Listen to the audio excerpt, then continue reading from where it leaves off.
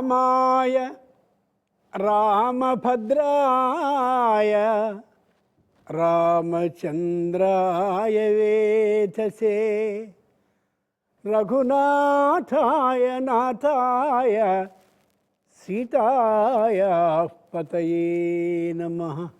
సాక్షాత్తు రామచంద్రుడే కొలువు తీరి ఉన్న ఈ అయోధ్యానగర వేదిక అనిపిస్తూ ఉన్నట్లు కళ్ళకు కట్టినట్లు కనిపిస్తున్న ఈ వేదిక మీద శ్రీరాముని జన్మ రహస్యం గురించి చెప్పుకోగలిగిన అదృష్టానికి ఆ పరమేశ్వరుడు అనుగ్రహించాడు. తప్పక శ్రీరామ జన్మ రహస్యం గురించి అనుకుందాం 2 మాటల్లో. ఋష్యశృంగ మహర్షి ఆయన పేరు. అంటే 2 వైపులా కొమ్ములు కనిపించేలా చూపిస్తారు మనకి, కాదు. ఋష్యస్తపో వేదయో,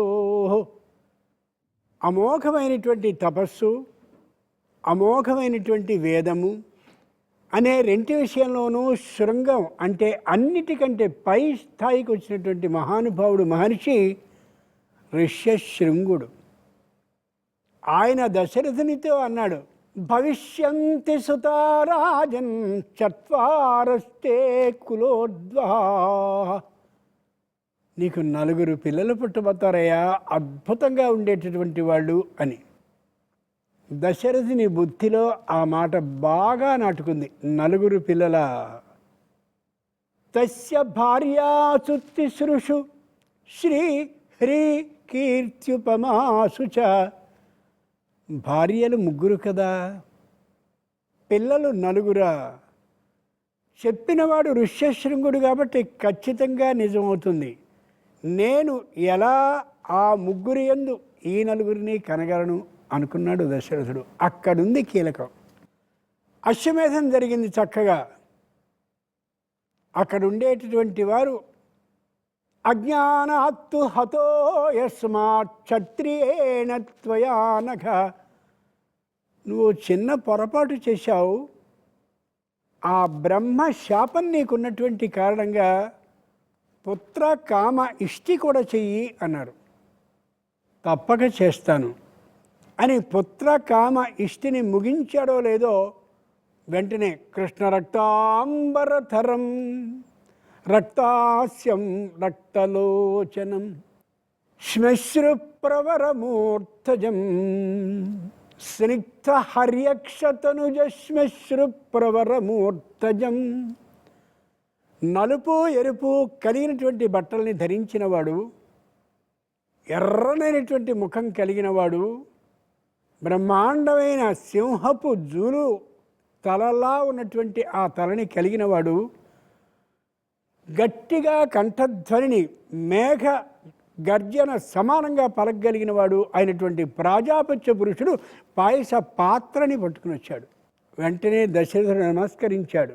ఆ ప్రాజాపత్య పురుషుడు ఆ పాయసాన్ని దశరథునికి ఇస్తూ, నీ భార్యలు 3 యందు వినియోగించు అన్నాడు. అంతే. శ్రీమద్ రామాయణంలో ఉన్న గొప్ప విశేషం ఏంటంటే, ఏ పాత్ర ఎంతవరకు ఉండాలో అది అయిన తర్వాత మరి ఇక శ్రీమద్ రామాయణంలో కనిపించదు. ప్రాజాపత్య పురుషుడు వెళ్ళిపోయాడు. దశరథుడు ఆలోచించాడు, 3 భార్యలు 4 పిల్లలు.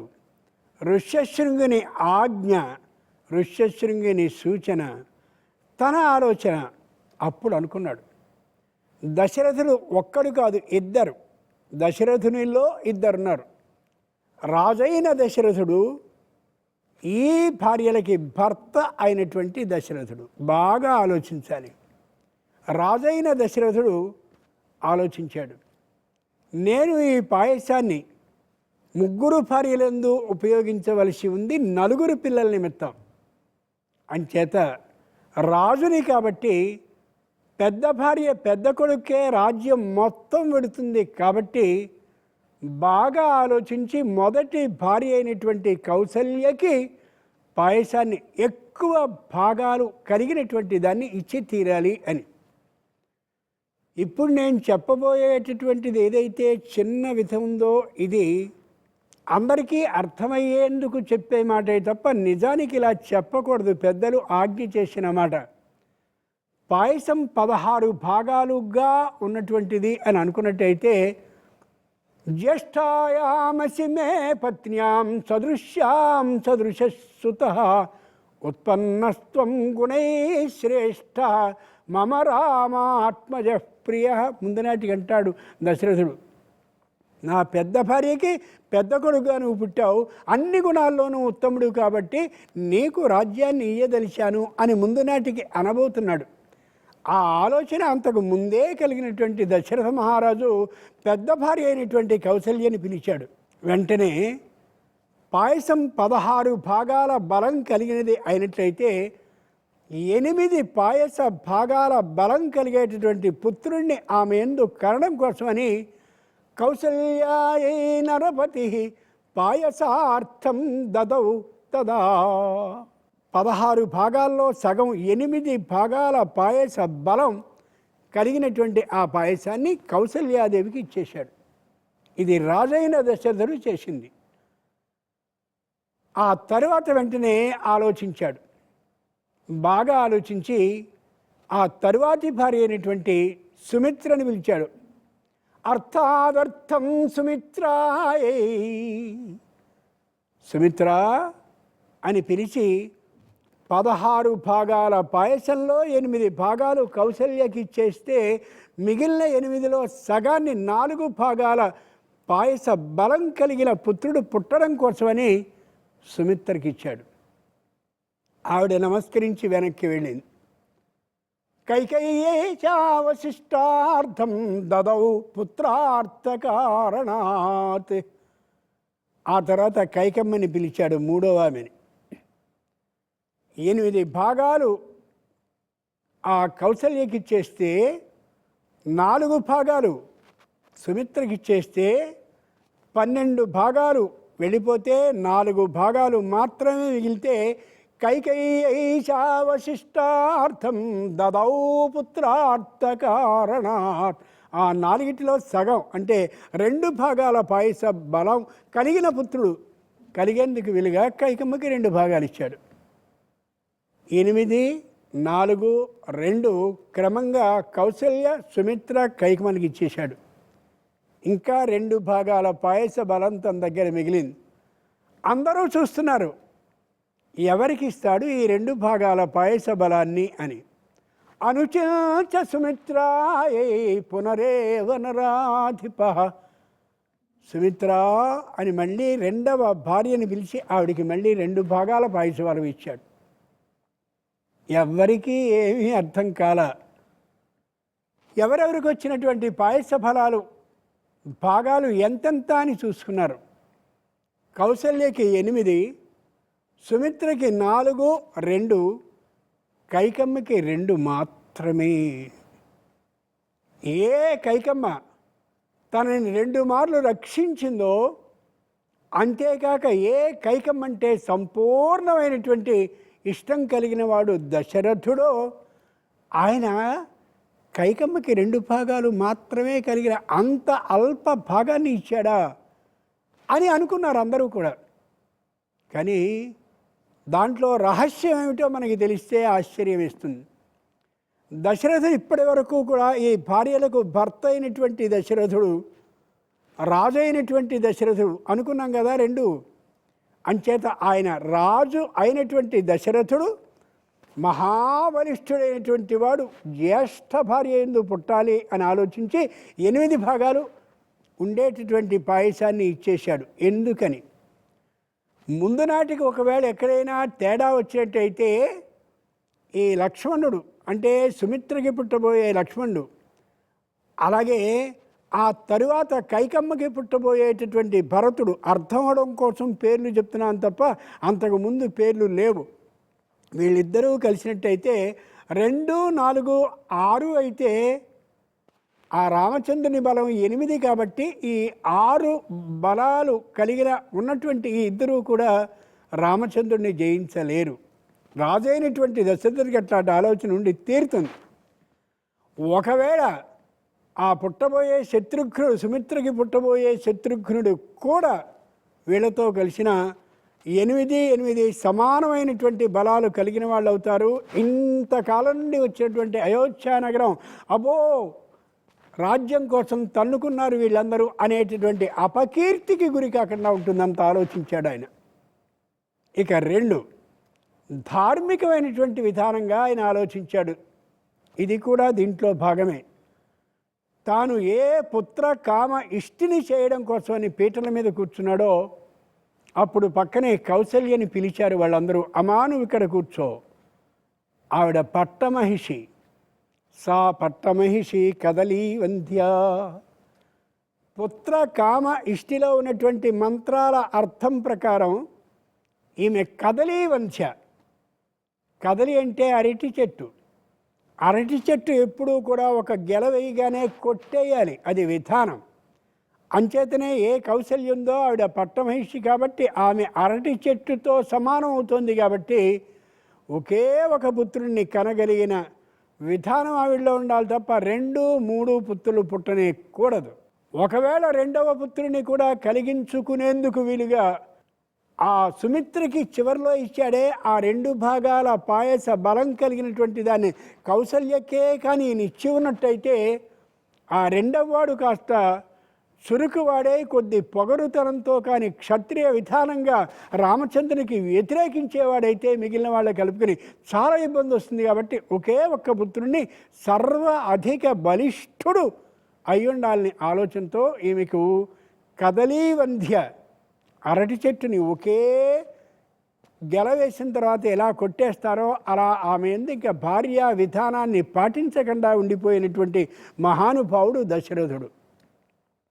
ఇక 2 సుమిత్ర. ఆ కౌసల్య పక్కన సుమిత్రని కూర్చోబెట్టారు. పుత్ర కామ ఇష్టి మంత్రాల ప్రకారం సుమిత్ర పరివృత్తిర్దాసకాంతా స్యాత్. ఆవిడ్ని పరివృత్తి అంటారు. మంత్రాల విధానం ప్రకారం ఆవిడ పరివృత్తి అంటే దాస్యాన్ని చేయించడానికి సిద్ధపడ్డ ఆ పిల్లలిద్దరూ ఎవరైతే ఉంటారో దాస్యాన్ని వాళ్ళిద్దరి చేత చేయించడానికి తాను సిద్ధపడి అదిగో ఆ స్థానంలో కూర్చోవాలి. అంచేతనే సుమిత్రామాత దాస్యాన్ని తన పిల్లలతో చేయించాలి అంటే ఇటు రాముడు కౌసల్యకి, అటు ముందు నాటికి కైకమ్మకి భరతుడు పుట్టబోతున్నారు. కాబట్టి రాముడు భరతుడు అనే ఇద్దరికీ కూడా దాస్యాన్ని చేయగలిగిన 2 పిల్లల్ని కనాల్సిన బాధ్యత పుత్రకామ ఇష్టి ప్రకారం పరివృత్తి స్థానంలో కూర్చున్నటువంటి సుమిత్రకు ఉంది అని గమనించినటువంటి పరమ ధార్మికుడైనటువంటి ఆ దశరథుడు రామచంద్రునికి దాస్యం చేసేవాడిగా 4 పాయస భాగాల బలిష్ఠుడైనటువంటి లక్ష్మణుణ్ణి ఏర్పాటు చేశాడు సుమిత్ర ద్వారా. ఈ చివరున్నటువంటి ఏ కైకం ఉందో 2 భాగాల బలం కలిగినటువంటి వాడు భరతుడైతే ఆ భరతుడికి సేవ చేసేందుకు వీలుగా సుమిత్రకి మరో పిల్లవాడిని ఏర్పాటు చేసి శత్రుఘ్నుడిని వాడిని 2 భాగాల పాయస బలం కలిగిన వాడిగానే చేశాడు. ఇప్పుడు ఏమైంది? ఉండేటటువంటి 4 పిల్లల్లో ఈ మొదటివాడు రాముడైతే ఆ చివరివాడు భరతుడైతే రామునికి లక్ష్మణుడు, అదిగో భరతునికి ఆ ఉండేటటువంటి శత్రుఘ్నుడు అయిపోతారు. ఇప్పుడు అన్నదమ్ముల మధ్య ఐకమత్యం పోకుండా ఉంటుంది. ఐకమత్యం పోకుండా ఉండేలా చేయగలిగినటువంటి శక్తి ఉన్నది సుమిత్ర. ఎంత గొప్పగా చేశాడో చూడండి శ్రీమద్ రామాయణం. సుమిత్ర చక్కనైనటువంటి మైత్రీ భావాన్ని కలిగినది. తన పిల్లలిద్దరి చేతను దాస్యాన్ని చేయించడానికి ఏమాత్రము వెనుకాడనిది కూడా.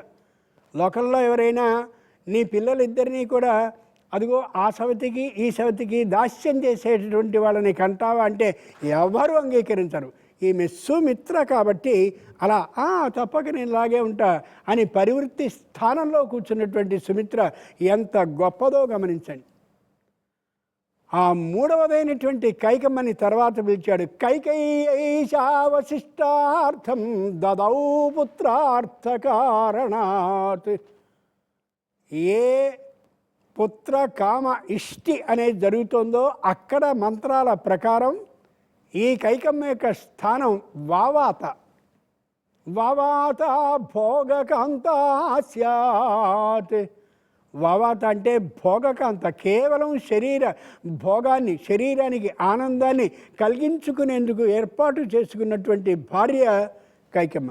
నీ శారీరక సుఖం కోసం ఏర్పాటు చేసుకున్న ఆ కైకమ్మ పుత్రుడిని అధిక బలిష్ఠుడిగా, అంటే రాముడు పుట్టడానికి ఇచ్చినటువంటి విధంగా 8 పాయస భాగాల బలాన్ని కలిగిన పుత్రుడిని పుట్టడం కోసమని ఆ కైకమ్మకే ఇచ్చినట్టయితే మొత్తం అయోధ్యారాజ్యం తలకిందలైపోతుంది. ఆ వ్యవస్థని చేయాలని ఆలోచించినటువంటి మహానుభావుడైన దశరథుడు పరమ ధార్మికుడు, బుద్ధిమంతుడు, చాలా గొప్పవాడు. ఆ భోగకాంతకిచ్చిన స్థానం 2 పాయస భాగాలు మాత్రమే. ఆ కైకమ్మకిచ్చిన స్థానం అది. ఎందుకని? పుత్ర కామ ఇష్టిలో ఆమె యొక్క స్థానం వావాత కాబట్టి. అలా వచ్చాయి 8, 4, 2, 2. ఎవరికి ఏం అర్థం కాల, కానీ దశరథుడికి అర్థమైంది.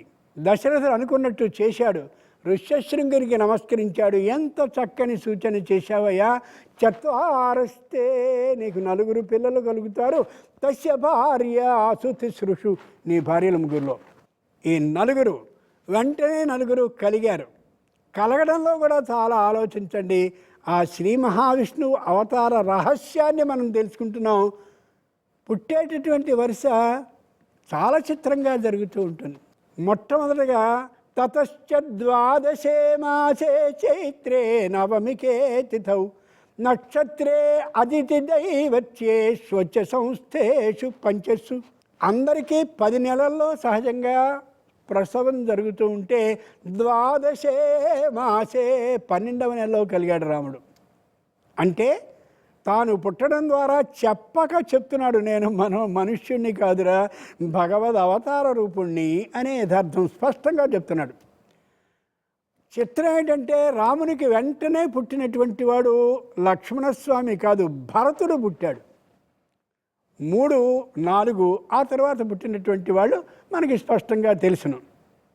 ఇక్కడ 4 ఉయ్యాల్లో వేస్తే వశిష్ఠుడు, వశేస్థ, తన వశంలో అన్నిటినీ ఇంద్రియాలని ఉంచుకోగలిగిన మహానుభావుడైన వశిష్ఠుడు వచ్చి మొట్టమొదట ఉయ్యాల దగ్గర నిలబడి వాడిని చూస్తూ లోపల ఎంతో ముద్దులు మూటగట్టున్నటువంటి ఆ పిల్లవాడిని చూసి, జ్యేష్ఠం రామం మహాత్మానం, మహాత్మానం సామాన్యుడు కాదు, సాక్షాత్తు భగవంతుడు, అనుమానం ఏమాత్రము లేదు. అదిగో ఇటువంటి వాడికి రామాని పేరు పెట్టు అన్నాడు. జ్యేష్ఠం రామం మహాత్మానం. 2వ ఉయ్యాల దగ్గరికి వచ్చాడు. ఎంతో అమోఘంగా ఉన్నాడు ఆ 2వ పిల్లవాడు. భరతం కేకయీ సుతం, కైకాపుత్రుడైనటువంటి వీడికి ఇదిగో భరతుడని పేరు పెట్టన్నాడు. చిత్రం కాదు? సౌమిత్రిం లక్ష్మణమితి, ఆ వరుసలో 3వ వాడుగా పుట్టినవాడు లక్ష్మణుడు. సౌమిత్రిం, సుమిత్ర అనుకున్నాగా, సుమిత్ర ఇటు అటు ఉండేటటువంటి సవతి పిల్లలిద్దరినీ కూడా కలుపుతూ స్వయంగా ఏర్పాటు చేసింది కాబట్టి సౌమిత్రిం లక్ష్మణమితి. చివరి ఉయ్యాల దగ్గర శత్రుఘ్నుడు కాబట్టి శత్రుఘ్నమపరం తథా. పూర్వపు ఇతిహాస పురాణాలు అన్నిటిలోనూ కూడా ప్రతి పేరు అర్థవంతం, అర్థవంతం, అనర్థవంతం. ఏవో పేర్లు పెట్టుకుని అర్థాలేమిటి అని అడగడం కాదు, స్పష్టంగా అర్థం ఉంటుంది దాంట్లో. రామ, అందరినీ కూడా ఆనందింపజేసేవాడు, ఎప్పుడూ ఆనందంతో ఉండేవాడు రాముడు. 2వ వాడు భరత, బిభర్తీతి భరత.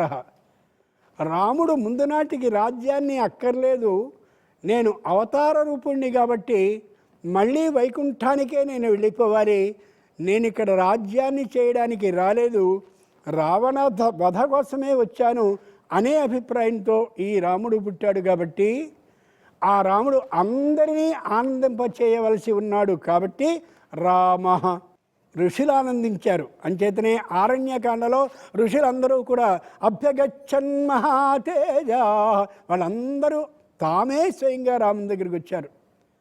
ఆంజనేయ స్వామి రాముణ్ణి చూసి పరమానందపడిపోయాడు. జాంబవంతుడు విశేషమైనటువంటి సంతోషాన్ని పొందాడు. జటాయువు చెప్పనే అక్కర్లేదు, రామచంద్రమూర్తిని చూసినప్పుడు కలిగిన సంతోషం. వాలి, సుగ్రీవుడు, శత్రువులైనటువంటి వాళ్ళు కూడా అంత ఆనందము పడ్డారు. మారీచుడైతే శరీరం మొత్తం రామమయం చేసేసుకున్నాడు. రామో విగ్రహవాన్ ధర్మ, రాక్షస ప్రధానమంత్రి అయినటువంటి ఆ మారీచుడు రాముడిని ఇంత గొప్పగా ప్రశంసించాడు.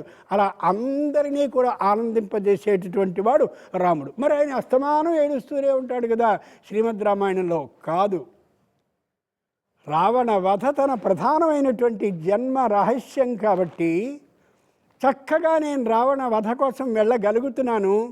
దుఃఖాన్ని అనుభవిస్తూ ఉన్న కొద్దీ కూడా నాకు ఈ లౌకికమైన కష్టాలు తీరిపోయి రావణ వధకి నేను వెళ్ళగలుగుతున్నానే ఆనందం లోపల ఉంటుంది, పైకి దుఃఖం చూపిస్తూ ఉంటాడు ఆయన. రెండవ వాడు బిభర్తీతి భరత, రాముడు అయోధ్యారాజ్యం అంతటినీ కూడా ఇచ్చేస్తాను, సౌమిత్రే భుంక్ష్వ, శుభ్రంగా తీసుకోరా, నాకు ఈ రాజ్యం వద్దు అని అంటే తీసుకోవచ్చుగా. అలాగే భరతుడిని కూడా స్వయంగా తీసుకోవచ్చుగా, రాజ్యం తీసుకుంటే వద్దు, నాకు అక్కరనే లేదు. త్వం రాజా భరత భవ స్వయం నరాణం వన్యానామహమపి రాజరాన్ మృగాణం గచ్చత్వం పురవరమద్య సంప్రహృష్ట సంహృష్టస్త్వహమపి దండకాన్ పరివేక్ష్యే. భరత రాజ్యం తీసుకోను హాయిగా అని ఇచ్చేశాడు. రాముడు అక్కర్లేనిటువంటి ఆ అయోధ్య రాజ్యం మొత్తాన్ని ఇస్తే ఇష్టం లేకుండా అలా పాదుకల్ని సింహాసనంలో ఉంచి రామచంద్రుని పాదుకల్ని తల మీద పెట్టుకుని అమోఘంగా రాజ్యాన్ని అనిష్టంగా భరించినవాడు కాబట్టి భరతుడు అని ఆ ముందు కథని తెలిసిన వశిష్ఠ మహర్షి భరతుడు అని పేరు పెట్టాడు. సౌమిత్రిం లక్ష్మణమితి, సుమిత్ర కొడుకైనటువంటి వాడు ఇదిగో ఈ కుర్రాడికి లక్ష్మణుడు అని పేరు పెట్టమన్నాడు. అమ్మా, అన్నయ్య అరణ్యానికి వెడుతున్నాడు అనగానే, ఒరే ఇంకా ఇక్కడే ఉన్నావా, సృష్టస్వం వనవాసాయ స్వనురక్త సుహృజ్జనే రామే ప్రమాదం మాకార్షి పుత్ర భరతరి గచ్చతి. అసలు నువ్వు పుట్టిందే వనవాసం చేయడానికిరా, రాముడు అరణ్యానికి వెడుతున్నాడని చెప్పి నన్ను అనుజ్ఞని తీసుకోవడానికి వచ్చావా, నా దగ్గర నుండి అనుజ్ఞ తీసుకోవడానికి వచ్చావా, వెళ్ళు, ఏ విధమైన ఇబ్బంది లేకుండా రామచంద్రునికి ముందు అడుగు వేసి వెళ్ళు అని చెప్పినటువంటి ఆ తల్లి సుమిత్ర కాక మరేమవుతారు. అంచేత అటువంటి ఉత్తమ ఉద్దేశ్యం కలిగిన సుమిత్ర పుత్రుడు కాబట్టి ఇదిగో ఇతనికి సౌమిత్రి అని పేరు పెట్టారు.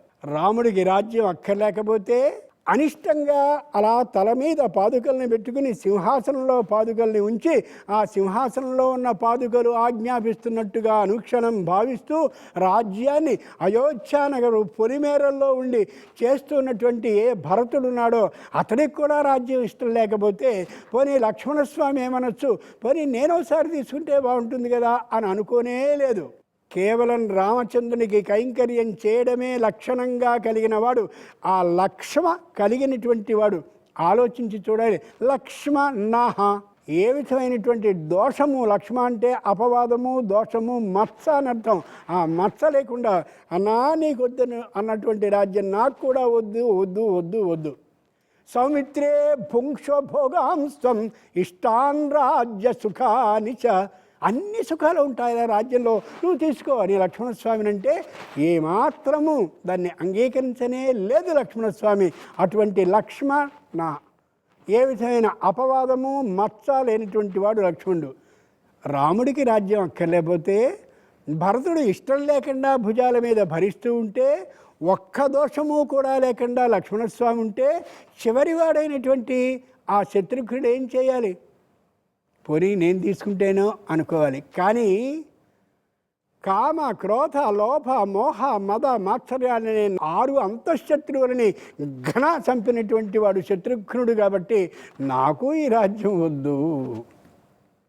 గమనించి చూడండి, పాయస విభజనలో ఇంత రహస్యం అద్భుతంగా ఉంది, ఏమాత్రము దోషము లేకుండా ఉంది. అమోఘమైన సర్వ రహస్యాల సారము కూడా శ్రీరామ జన్మ రహస్యంలో అలా కనిపిస్తుంది. స్థాళీ పులాకం అంటారే, చక్కగా వండినటువంటి అన్నపు గిన్నెలోని ఒక మెతుకుని చూసి అబో ఉడికిపోయింది అని అనుకున్నట్టుగా ఎన్ని మెతుకులు ఉన్నాయో అన్ని రహస్యాలు దాంట్లో ఉంటే ఒక్క రహస్యాన్ని ఇంత మాత్రం మనం తెలుసుకోగలిగాం.